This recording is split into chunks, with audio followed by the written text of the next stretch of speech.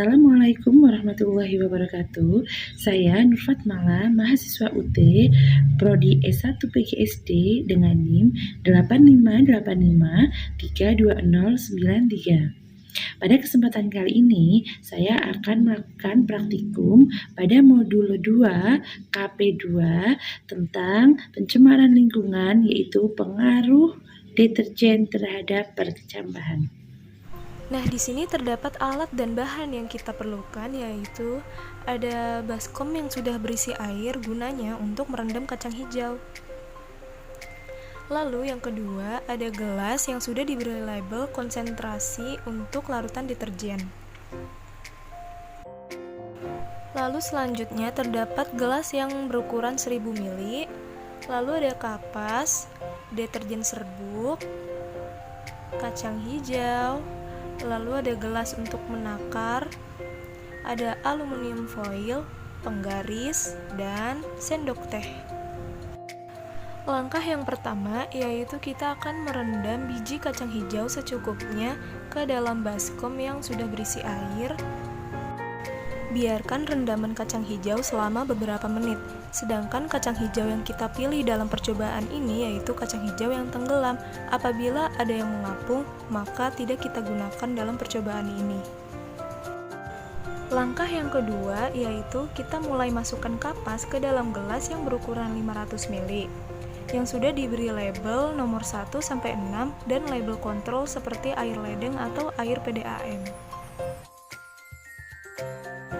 Langkah yang ketiga yaitu kita mulai membuat larutan konsentrasi deterjen seperti 100%, 50%, dan seterusnya.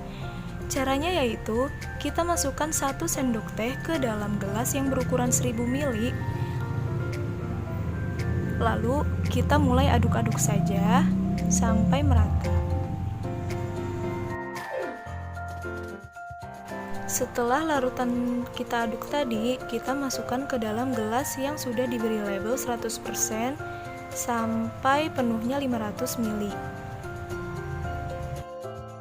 Selanjutnya kita buat larutan deterjen dengan konsentrasi 50%. Caranya yaitu kita masukkan saja air PDAM ke gelas 1000 ml yang tinggal setengah tadi sampai penuh.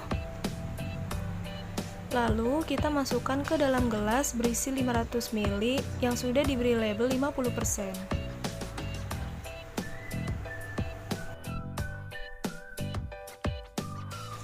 Nah, sekarang larutan 50% sudah kita dapatkan. Sekarang mari kita buat yang berkonsentrasi 25%. Caranya masih tetap sama. Kita masukkan saja air sampai penuh. Lalu kita masukkan ke gelas yang konsentrasinya 25% sampai 500 ml.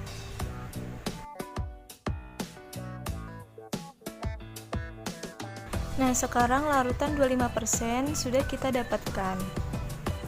Lalu selanjutnya kita membuat larutan dengan konsentrasi 12,50%. Caranya masih tetap sama, kita isi dengan air PDAM.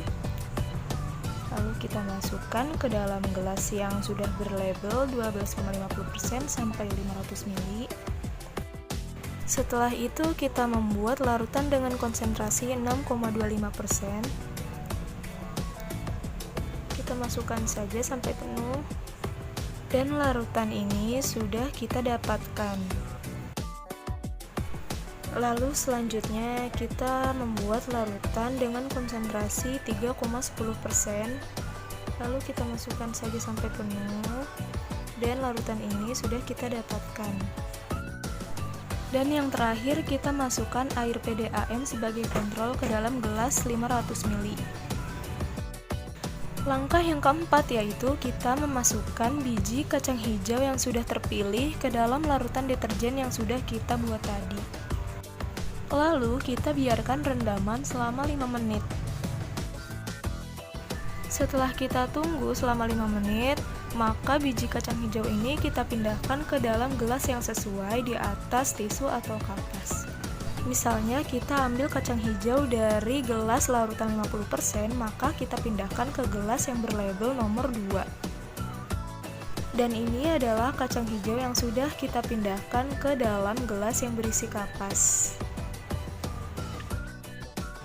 Lalu selanjutnya, pada langkah ke-6 ini, kita masukkan larutan deterjen secukupnya ke dalam gelas yang berlabel sesuai dengan larutan.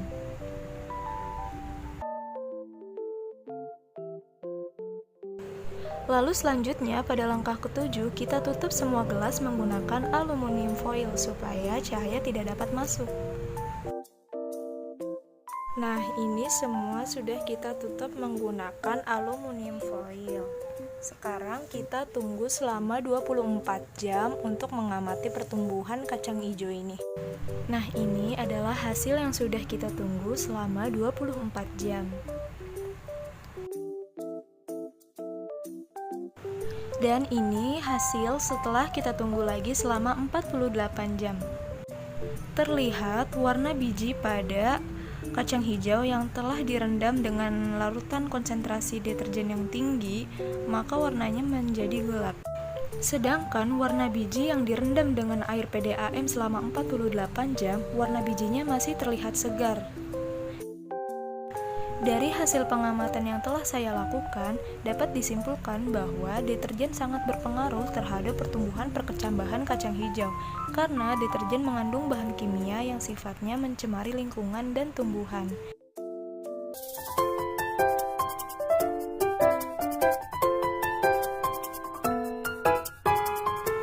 Sekian video praktikum saya. Apabila ada kesalahan mohon dimaafkan. Wassalamualaikum warahmatullahi wabarakatuh.